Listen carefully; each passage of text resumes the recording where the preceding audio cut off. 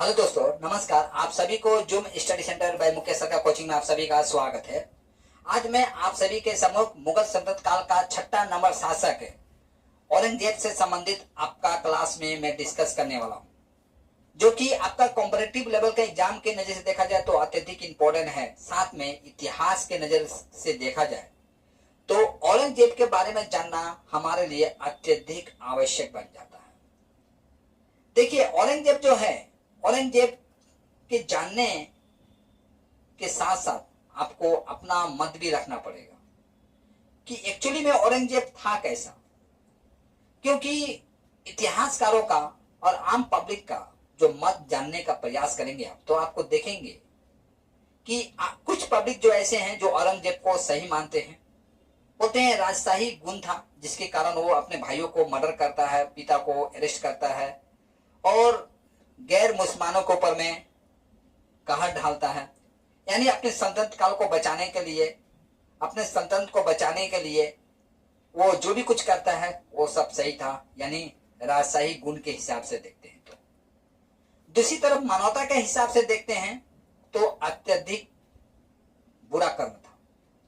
यही कारण है कि इतिहास में आप देखेंगे, इतिहासकारों का भी यहां पर हम देखते हैं दो मत देखने को मिलता है। कुछ इतिहासकार उसे अलग नजर से देखते हैं, कुछ इतिहासकार अलग नजर से देखते हैं। इस्लाम धर्म के जो अनुयायी हैं उनसे भी जाकर आप पूछेंगे तो औरंगजेब को दो नजरिए से देखते हैं। कुछ इस्लाम धर्म के जो अनुयायी हैं वो आपका औरंगजेब को क्रूर शासक मानते हैं, और कुछ इस्लाम धर्म के अनुयायी हैं जो औरंगजेब को सही मानते हैं। बाकी सही है ना गलत है, मैं क्लास कर लेता हूं, इसके बाद आप अपना कमेंट बॉक्स में अपना विचार अवश्य दीजिएगा। तो देखिए, आज का मेरा टॉपिक है आपका मुगल सम्राट औरंगजेब।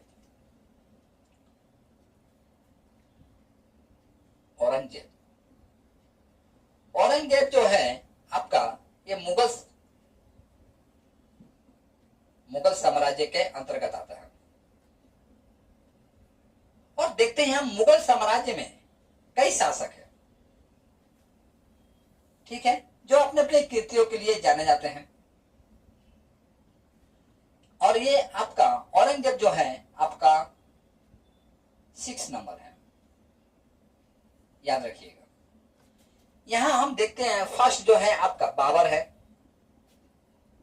बाबर का शासन जो है आपका 1526 से लेकर आपका 1530 ईस्वी तक रहता है। और बाबर जो है भारत का रहने वाला नहीं था, यहां आपका उज्बेकिस्तान का रहने वाला था।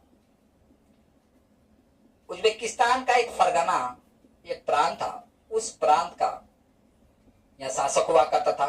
बाबर को बुलाया जाता है किसके द्वारा? आपका दौलत खां लोधी, जो कि आपका पंजाब का ये गवर्नर थे, यानी राज्यपाल। और दूसरा थे शासक आपका राणा सांगा। राणा सांगा जो थे ये आपका मेवाड़ का शासक थे। अब जाहिर सी बात है, राणा सांगा और दौलत खां लोधी जो है, इन दो शासकों के आंखों में ये खटक रहा था इब्राहिम लोधी। क्योंकि इब्राहिम लोधी जो है कुछ ऐसे नीतियों का अप्लाई किया हुआ था जो कि आम जनता के लिए अच्छा नहीं था, विशेषकर टैक्स के साइड से देखा जाए तो। और इब्राहिम लोधी जो है, इब्राहिम लोधी का शासन चल रहा है आपका 1526 ईस्वी में। मतलब 1526 ईस्वी में इब्राहिम लोधी जो है आपका दिल्ली के सिंहासन पर आसीन है। अब बाबर को यहां से बुलाया जाता है आपका उज्बेकिस्तान से। ये दौलत खां लोधी और राणा सांगा, ये दो शासकों जो थे, इनका विचार यह था कि बाबर आएगा और लड़ेगा, इब्राहिम लोधी को परास्त करेगा, पुनः वह चला जाएगा। लेकिन ऐसा क्यों हो? बाबर जब आता है, आने के पश्चात वह देखता है कि जो उसे भगाने में जो सक्षम थे उसे तो वह परास्त कर चुका है। अब यहां से जाने का प्रश्न पैदा नहीं होता है, क्योंकि वह जहां का शासक था वो बंजर जमीन था। अब बंजर जमीन से निकलकर हरियाली जमीन पर आता है, यानी उपजाऊ जमीन पर आता है, भारत जैसे जमीन पर आता है। भारत के सह जमीन पर वो अपना पांव रखता है। यहाँ चारों तरफ उसे उपजाऊ भूमि दिखाई देती है। बाबर तो छोटे काल से ही महत्वाकांक्षी था। वो समझ गया कि मेरा आगे का जो इच्छा जो है इसी भूमि पर पूरा करना है, और वहां से जाने का नाम नहीं लेता है। इब्राहिम लोदी को परास्त करता है। इब्राहिम लोदी जो कि आपका 1526 ईस्वी का, भारत में क्या करते हैं इब्राहिम लोदी, आपका 1526 ईस्वी में दिल्ली के सिंहासन पर बैठे हुए हैं, और बाबर आके उनके साथ एक युद्ध लड़ता है जिसका नाम था आपका पानीपत का प्रथम युद्ध। पानीपत का प्रथम युद्ध। ये पानीपत का प्रथम युद्ध 1526 ईस्वी में होता है। परीक्षा में पूछा था कि पानीपत का प्रथम युद्ध कब हुआ था, किसके बीच में हुआ था, तो यह आपका इब्राहिम लोदी और बाबर के बीच में हुआ था, जिसमें इब्राहिम लोदी परास्त होते हैं और बाबर आपका विजय होता है। ठीक है, ये बाबर जो है आपका विजय होता है। इसके पश्चात हम देखते हैं आपका हुमायूं का शासन आता है। हुमायूं जो कि आपका बाबर का ही पुत्र है।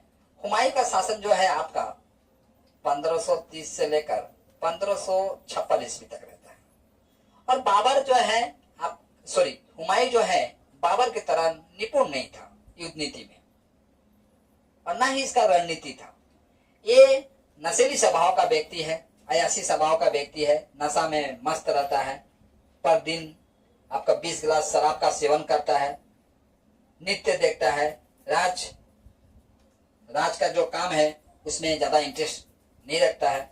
यही कारण इसका इस व्यवहार का फायदा उठाते हैं एक शासक जिनका नाम था आपका शेरशाह।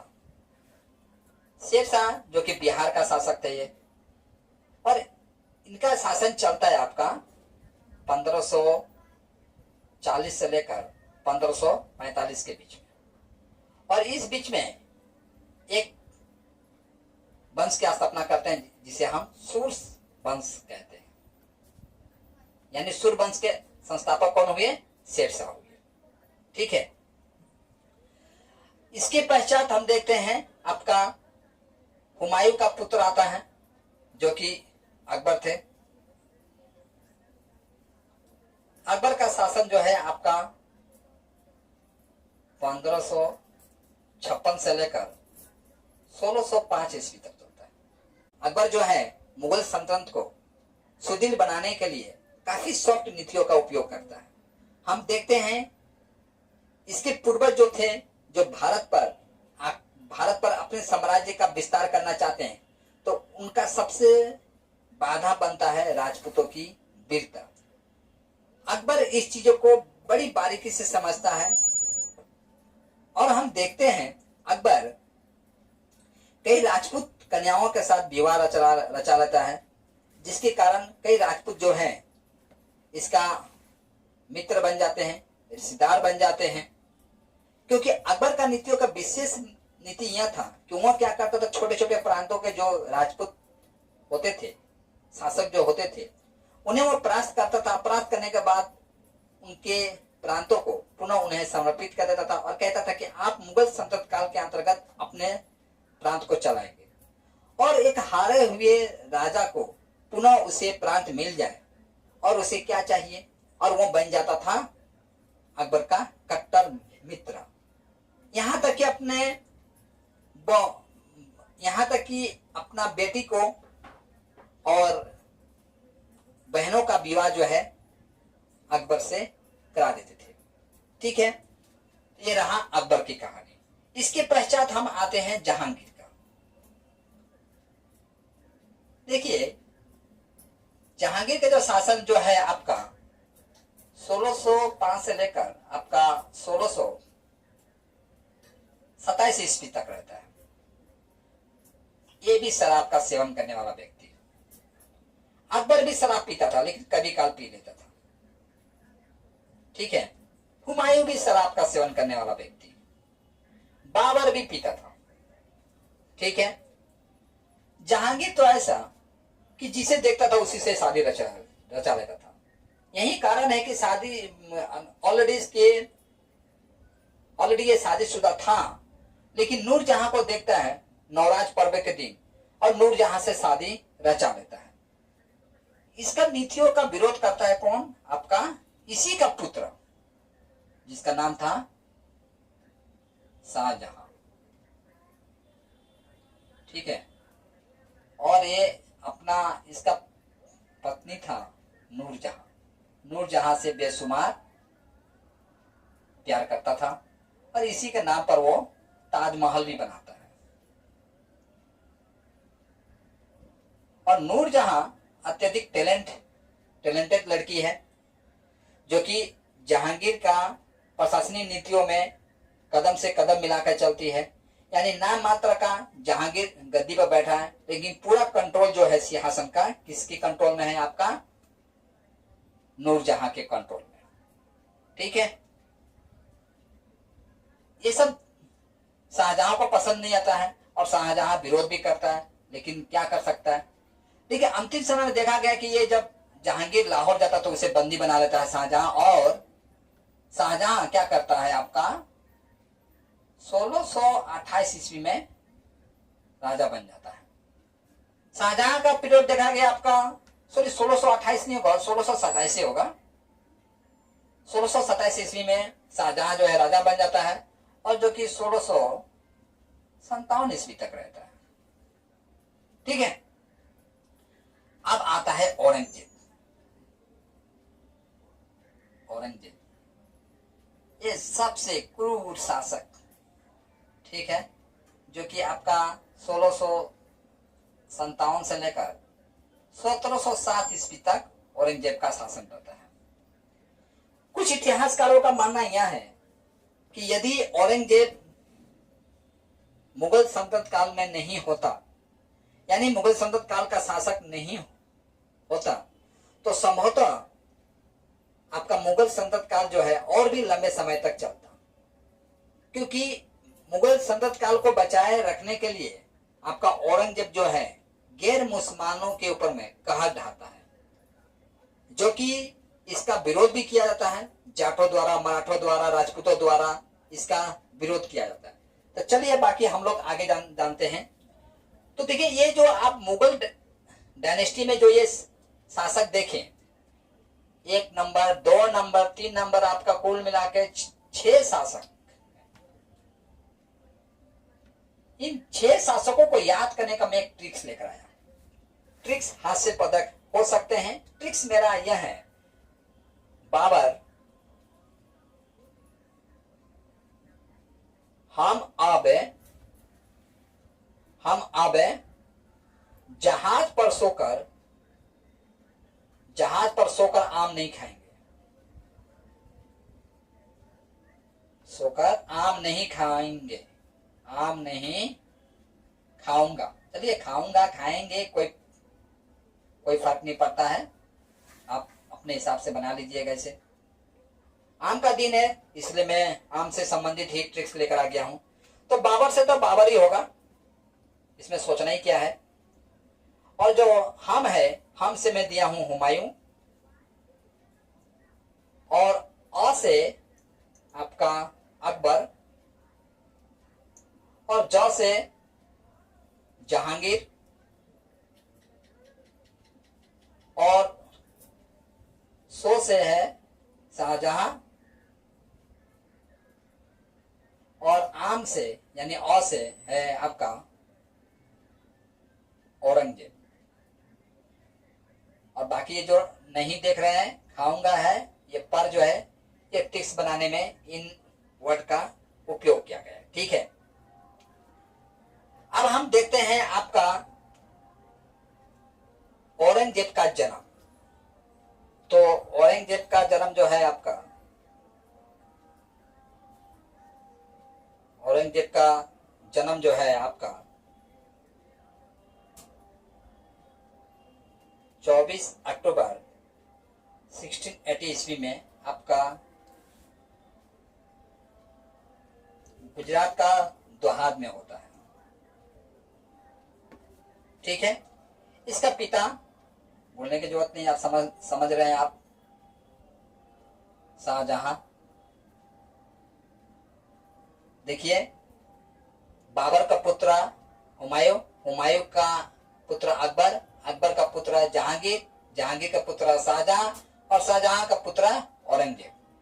यानी 1526 से लेकर 1707 ईस्वी तक बाबर का वंशज ही भारत का सम्राट बनते हैं। ठीक है। और इसका पत्नी जो है औरंगजेब का, पत्नी का नाम है आपका दिलराम बानो बेगम।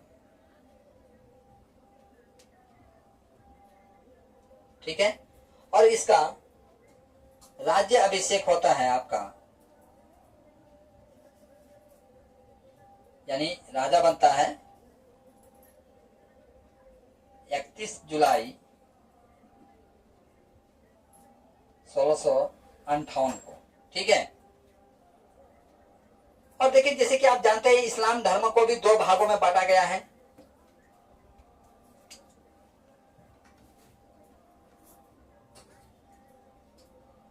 इस्लाम धर्म को दो भागों में बांटा गया है।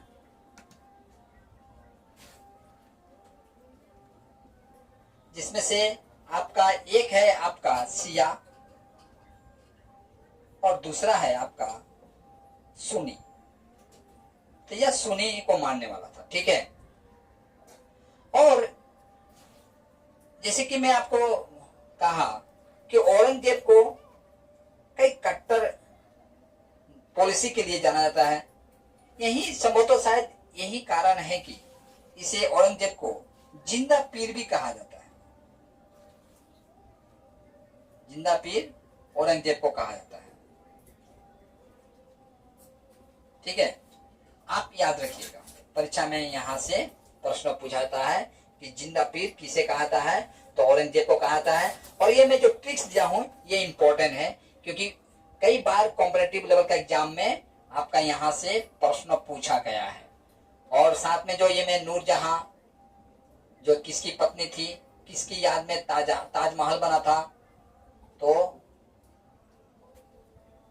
ताजमहल जो है आपका नूरजहां के याद में बना था। शाहजहां के बीबी का नाम क्या था, मुमताज था। इसका बीबी भी अत्यधिक टैलेंट था, याद रखिएगा। तो मैं चाहूंगा इतना आप स्क्रीनशॉट लीजिए, इसके पश्चात हम लोग आगे की तरफ बढ़ते हैं। तो आज क्लास जो है मैं यहीं पर समाप्त करना चाहूंगा और नेक्स्ट पार्ट जो लेके आऊंगा उस नेक्स्ट पार्ट में मैं औरंगजेब का उन क्रूर नीतियों का उजागर करूंगा जिसके लिए वो जाना जाता है। तो आज क्लास जो है मुझे यहीं पर समाप्त करने का अनुमति दीजिए। और जाते जाते मैं पुनः कहना चाहूंगा, यदि अब तक आप मेरे चैनल को सब्सक्राइब नहीं किए होंगे तो मैं आशा करता हूं कि अब आप कर देंगे। और लाइक कमेंट और शेयर आप अवश्य कीजिए। देखिए, आपकी लाइक कमेंट और शेयर जो है कहीं ना कहीं मेरे लिए एक बूस्टर का काम करता है और मैं इस तरह का वीडियो बनाने में सक्षम हो पाता हूं। तो आज के क्लास में यही समाप्त करता हूं। जय हिंद।